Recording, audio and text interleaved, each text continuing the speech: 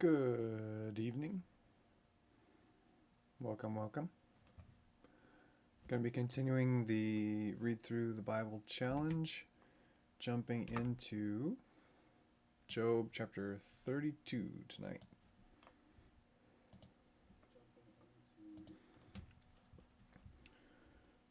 Had a good day, long day. Happy Sunday to everybody.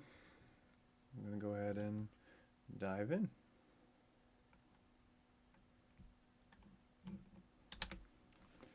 Job chapter 32. Then these three men ceased answering Job, because he was righteous in his own eyes.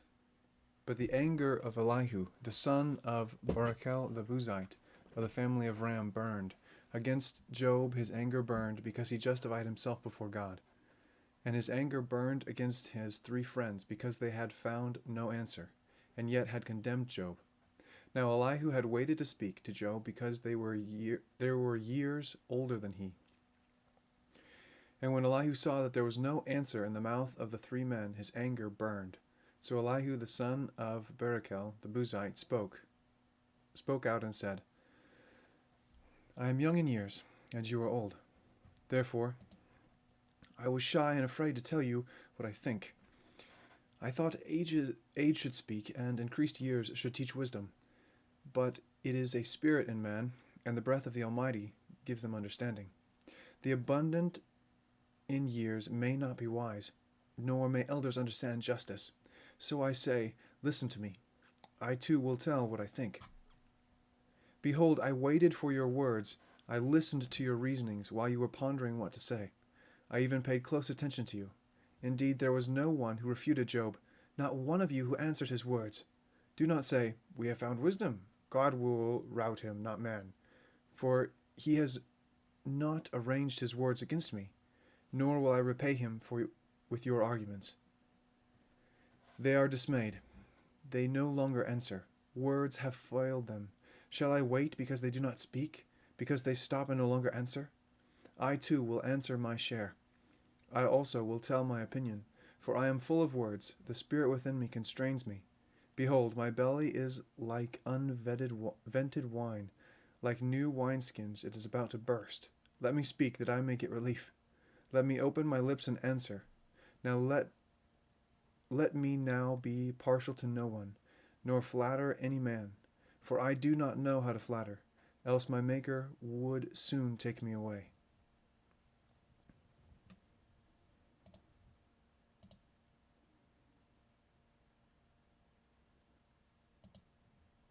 Job chapter 33.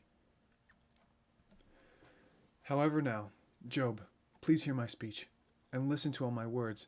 Behold now, I open my mouth. My tongue in my mouth speaks. My words are from the uprightness of my heart, and my lips speak knowledge sincerely. The Spirit of God has made me, and the breath of the Almighty gives me life. Refute me if you can. Array yourselves before me, take your stand. Behold, I belong to God like you. I too have been formed out of the clay. Behold, no fear of me should terrify you, nor should my pressure weigh heavily on you. Surely you have spoken in my hearing, and I have heard the sound of your words. I am pure, without transgression. I am innocent, and there is no guilt in me. Behold, he invents pretexts against me. He counts me as his enemy. He puts my feet in the stocks. He watches all my paths. Behold, let me tell you, you are not right in this, for God is greater than man. Why do you complain against him, that he does not give an account of all his doings? Indeed, God speaks once, or twice, yet no one notices it. In a dream, a vision of the night, when sound sleep falls on men, while they slumber in their beds, then he opens the ears of men, and seals their instruction, that he may turn man aside from his conduct, and keep man from pride. He keeps back his soul from the pit, and his life from passing over into Sheol.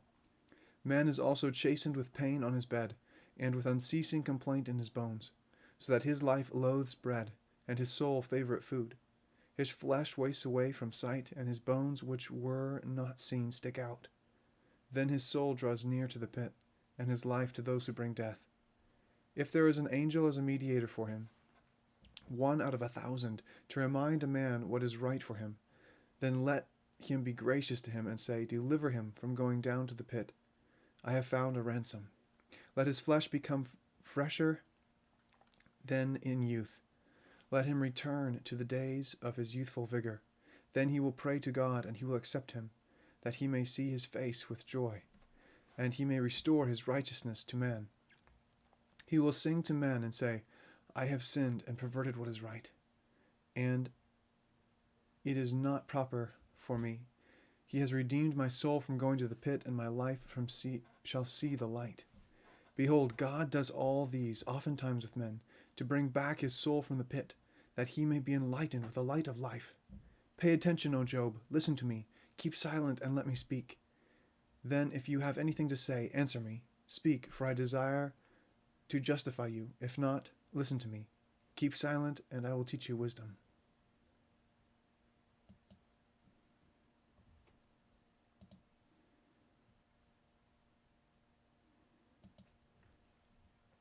Job, chapter 34.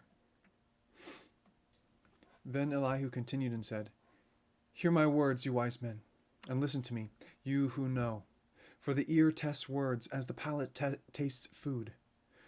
Let us choose for ourselves what is right. Let us know among ourselves what is good. For Job has said, I am righteous, but God has taken away my right. Should I lie concerning my right?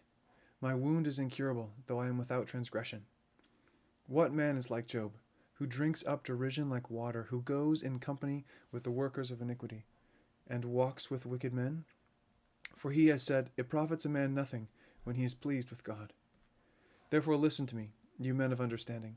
Far be it from God to do wickedness, and from the Almighty to do wrong. For he pays a man according to his work, and makes him find it according to his way. Surely God will not act wickedly, and the Almighty will not pervert justice. Who gave him authority over the earth, and who has laid on him the whole world?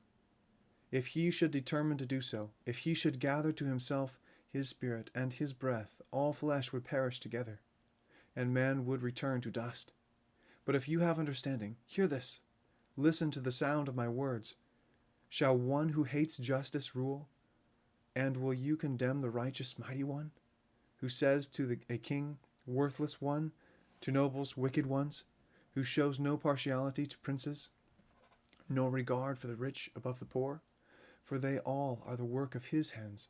In a moment they die, and at midnight people are shaken and pass away, and the mighty are taken away without a hand.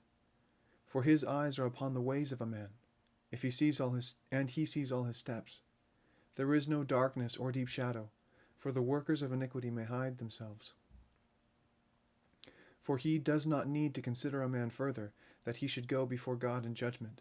He breaks in pieces mighty men without iniquity, and sets others in their place.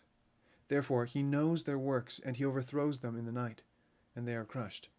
He strikes them like the wicked in a public place, because they turned aside from following him, and had no regard for any of his ways, so that they caused the cry of the poor to come up to him, and that he might hear the cry of the afflicted. When he keeps quiet, who then can condemn? And when he hides his face, who then can behold him? That is, in regard to both nation and man, so that godless men would not rule, nor be snares for the people. For has anyone said to God, I have borne chastisement, I will not offend any more? Teach me what I do not see. If I have done iniquity, I will not do it again. Shall he recompense on your terms because you have rejected it? For you must choose, and not I. Therefore declare what you know. Men of understanding will say to me, a wise man who hears me, Job speaks without knowledge, and his words are without wisdom. Job ought to be tried to the limit, because he answers like wicked men. For he adds rebellion to his sin. He claps his hands among us, and multiplies his words against God.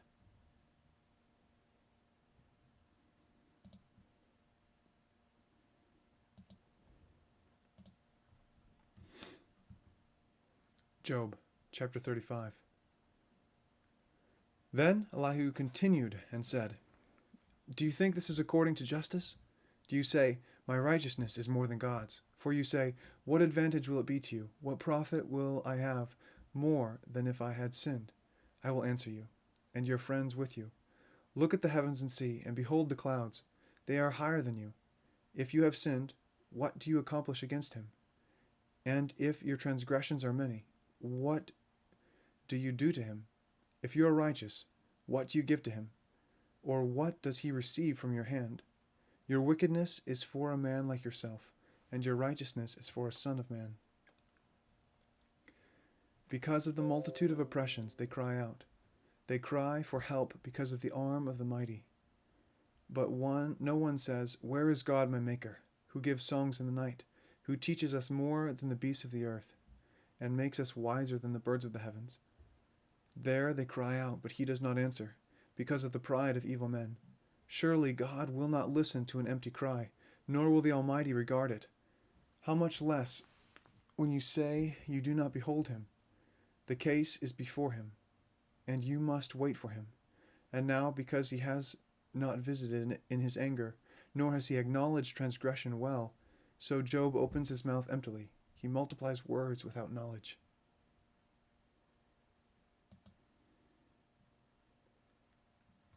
Job chapter 36. Then Elihu continued and said,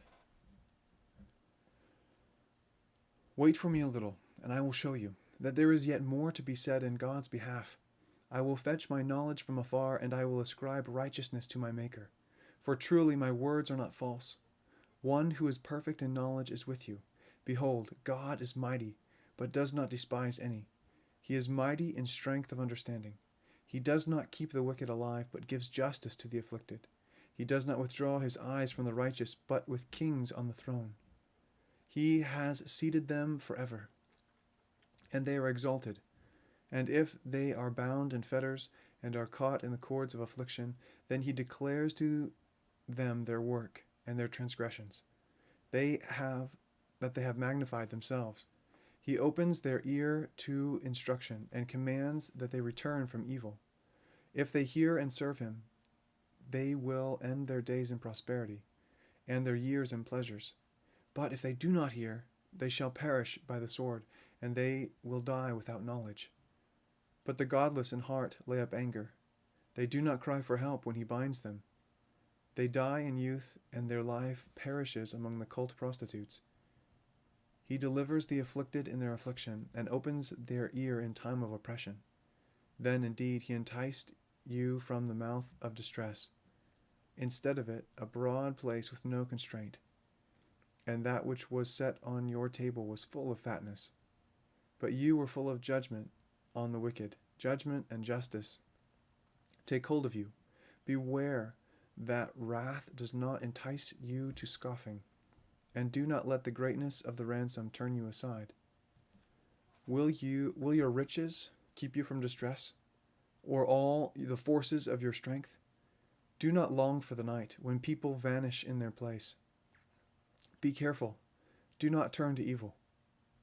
For you have preferred this to affliction. Behold, God is exalted in his power. Who is a teacher like him? Who has appointed him his way? And who has said, You have done wrong? Remember that you should exalt his work, of which men have sung. All men have seen it. Man beholds from afar. Behold, God is exalted, and we do not know him. The number of his years is unsearchable, for he draws up the drops of water. They distill rain from the mist, which the clouds pour down. They drip upon man abundantly. Can anyone understand the spreading of the clouds, the thundering of his pavilion? Behold, he spreads his lightning above him, and he covers the depths of the sea. For by these he judges peoples. He gives food in abundance. He covers his hands with the lightning, and commands it to strike the mark. Its noise declares his presence, the cattle also, concerning what is coming up.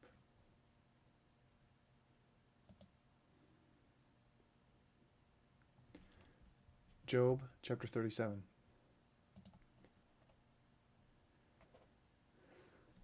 At this also my heart trembles, and leaps from its place.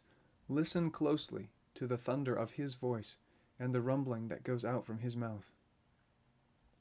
Under the whole heaven he lets it loose, and his lightning to the ends of the earth. After it a voice roars. He thunders with his majestic voice, and he does not restrain the lightning when his voice is heard. God thunders with his voice wondrously, doing great things which we cannot comprehend.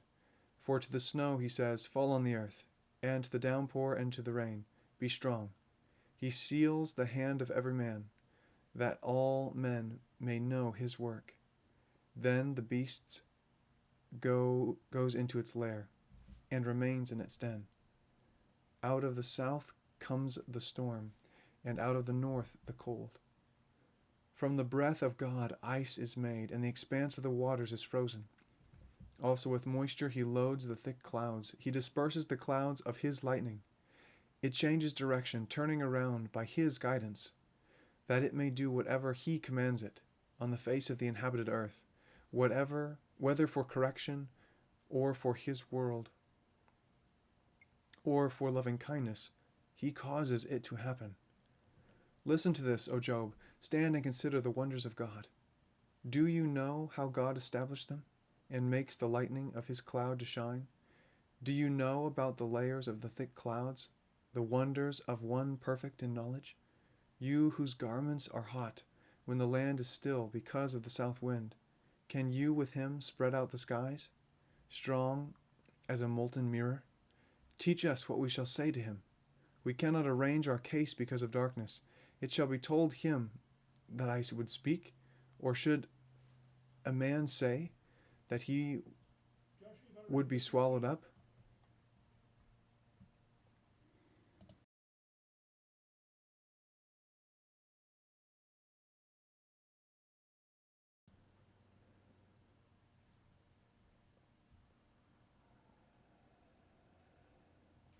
Now men do not see the light which is bright in the skies, or the wind, but the wind has passed and cleared them. Out of the north comes golden splendor. Around God is awesome majesty.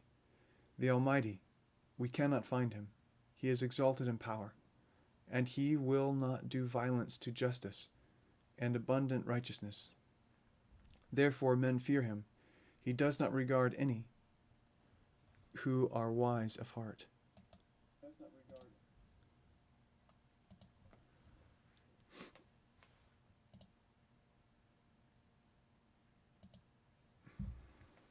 Job, chapter 38.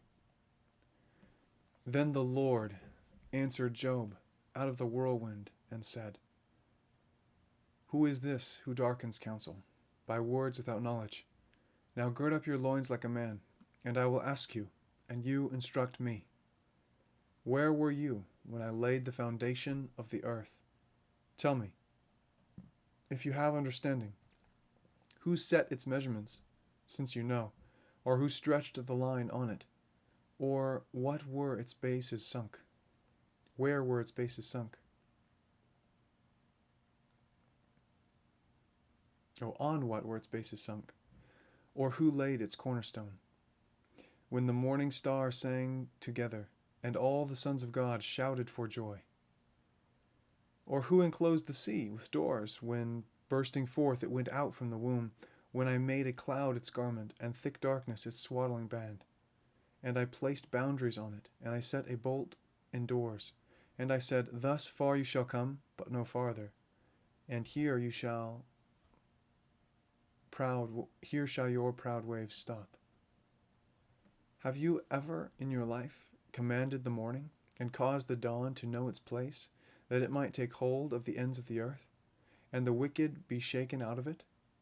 It is changed like clay under the seal, and they stand forth like a garment. From the wicked their light is withheld, and the uplifted arm is broken. Have you entered into the springs of the sea, or walked in the recesses of the deep? Have the gates of death been revealed to you, or have you seen the gates of deep darkness? Have you understood the expanse of the earth? Tell me, if you know all this. Where is the way to the dwelling of light? And darkness, where is its place, that you may take it to its territory, and that you may discern the paths to its home? You know, if you were born then the number of your days is great. Have you entered the storehouses of the snow, or have you seen the storehouses of the hail, which I have reserved for the time of distress, for the day of war and battle? Where is the way that the light is divided, or the east wind scattered on the earth? Who has cleft a channel for the flood, or a way for the thunderbolt, to bring rain on the land without people, on a desert without a man in it, to satisfy the waste and desolate land, and to make the seeds of grass sprout? Has the rain a father, or who has begotten the drops of dew? From whose womb has come the ice, and the frost of heaven? Who has given it birth? Water becomes hard like stone, and the surface of the deep is imprisoned. Can you bind the chains of Pleiades, or loose the cords of Orion? Can you lead forth a constellation in its season, and guide the bear with her satellites? Do you know the ordinances of the heavens, or fix their rule over the earth? Can you lift up your voice to the clouds, so that an abundance of water will cover you? Can you send forth lightnings, so that they may go and say to you, Here we are? Who has put wisdom in the innermost being, or given understanding to the mind? Who can count the clouds by wisdom, or tip the water jars of the heavens? When the dust hardens into a mass, and the clods stick together, can you hunt the prey for the lion, or satisfy the appetite of the young lions when they crouch in their dens, and lie in wait in their lair? Who prepares for the raven its nourishment, when its young cry to God, and wander about without food?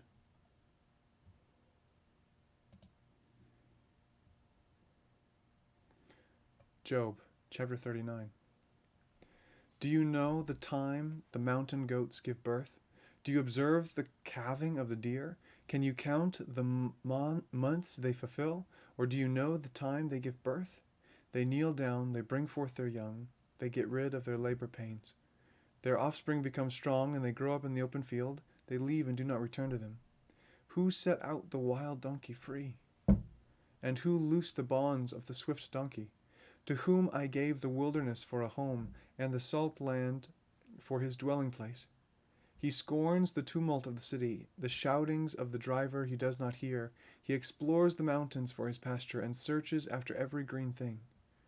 Will the wild ox consent to serve you, or will he spend the night at your manger?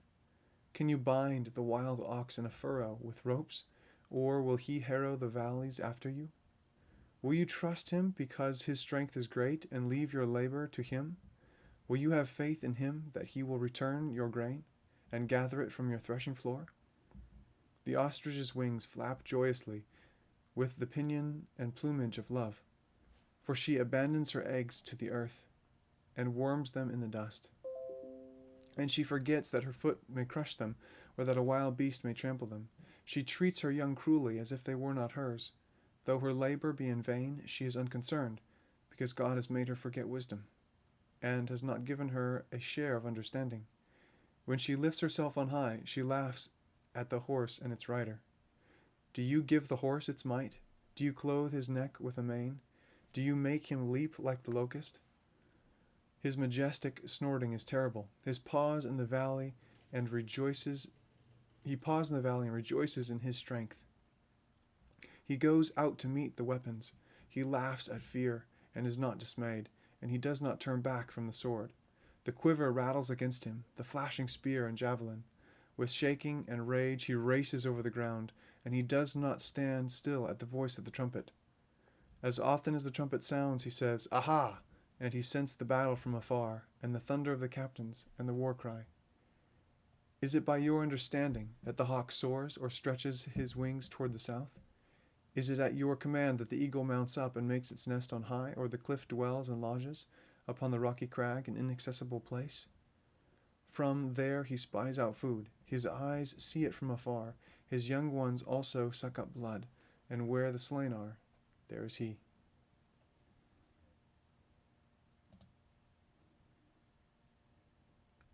Job, chapter 40.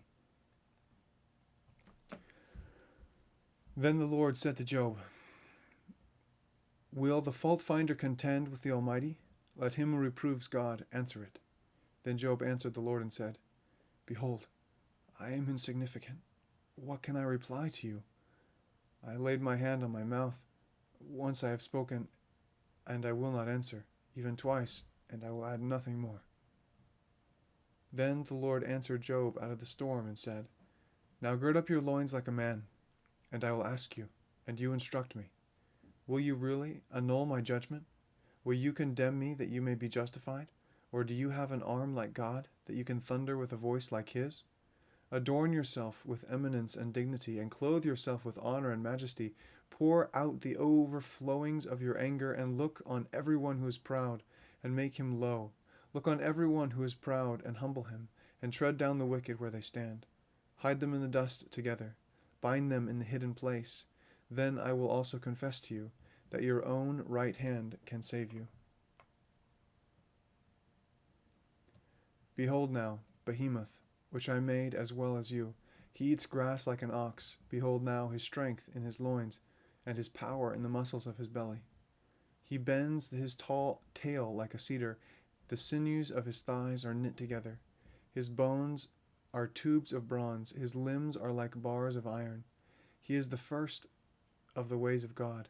Let his maker bring near his sword. Surely the mountains bring him food, and all the beasts of the field play there. Under the lotus plants he lies down, in the covert of the reeds in the marsh. The lotus plants cover him with shade. The willows of the brooks surround him. If a river rages, he is not alarmed. He is confident, though the Jordan rushes in his mouth. Can anyone capture him when he is on watch? With barbs, can anyone pierce his nose?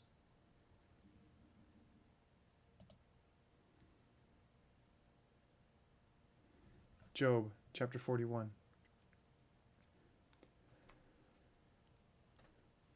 Can you draw out Leviathan with a fishhook, or press down his tongue with a cord?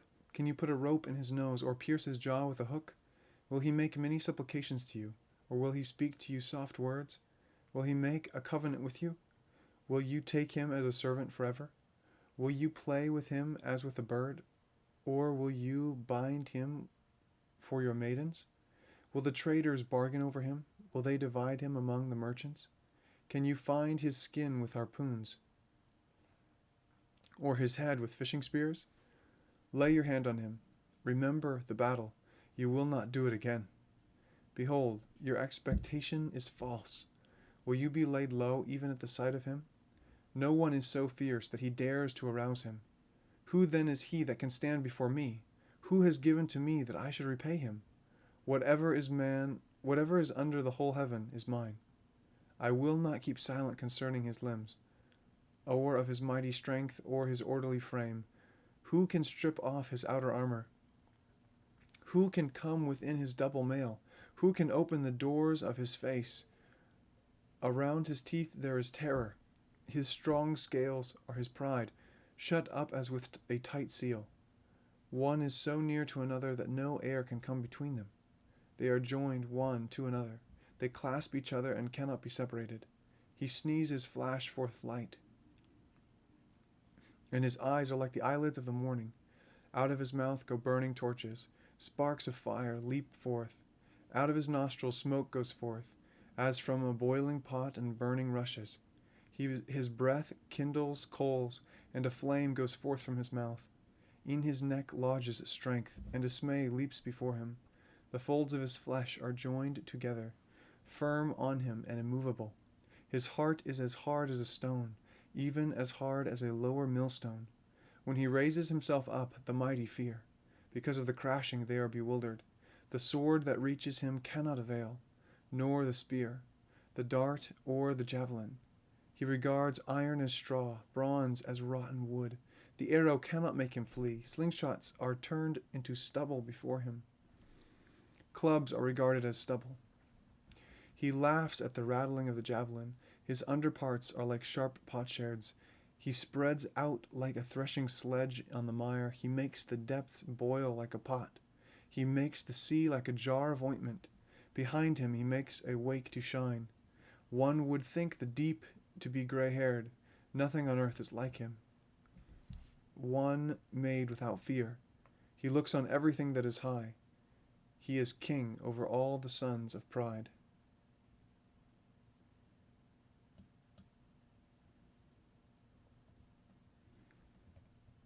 Job, chapter 42. Then Job answered the Lord and said, I know that you can do all things, and that no purpose of yours can be thwarted. Who is this that hides counsel without knowledge? Therefore I have declared that which I did not understand, things too wonderful for me which I did not know. Hear now, and I will speak. I will ask you, and you instruct me. I have heard of you by the hearing of the ear, but now my eye sees you. Therefore I react, and I repent, in dust and ashes. It came about after the Lord had spoken these words to Job, that the Lord said to Eliphaz the Temanite, My wrath is kindled against you, and against your 2 friends, because you have not spoken of me what is right, as my servant Job has.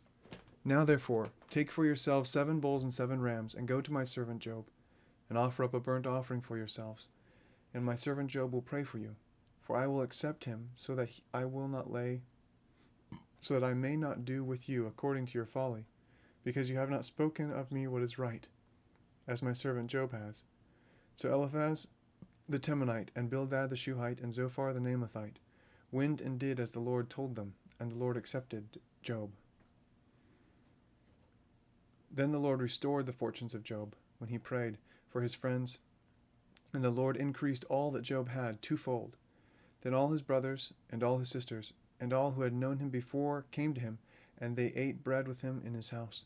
And they consoled him, and comforted him, for all the adversities that the Lord had brought on him. And each one gave him 1 piece of money, and each a ring of gold. The Lord blessed the latter days of Job's life more than the beginning. And he had 14,000 sheep, and 6,000 camels, and 1,000 yoke of oxen, and 1,000 female donkeys. He had 7 sons and 3 daughters. He named the first Jemiah, and the second Keziah, and the third Kiren-Hapuk. In all the land no women were found so fair as Job's daughters, and their father gave them inheritance among their brothers. After this, Job lived 140 years, and saw his sons and his grandsons, 4 generations. And Job died, an old man and full of days.